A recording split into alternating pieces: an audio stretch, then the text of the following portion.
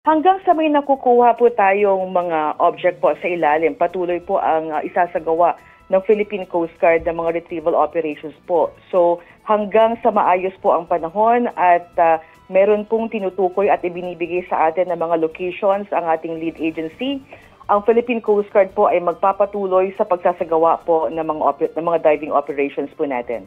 Pero ano pong plano ngayon, Captain? Kasi since may nakuha po tayong 2 sako sa iisang palaisdaan, so what's the next plan? Doon po ba tayo magko-concentrate ngayon since meron ng nakitang initial doon?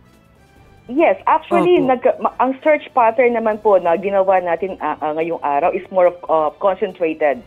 Dahil meron tayong identified na locations, normally we wanted also to ensure the safety of our divers, kaya mas maganda na meron po tayong identified na location. So ang isinagawa po nating diving operations po ngayon ay base po sa ibinigay na impormasyon at lokasyon ng ating lead agency. So, concentrated po, nagkaroon po tayo ng search area na 100 meters by 100 meters. So, depende po ito kung ating pong i-extend yung ating search area or depende rin po sa ibibigay na panibagong lokasyon.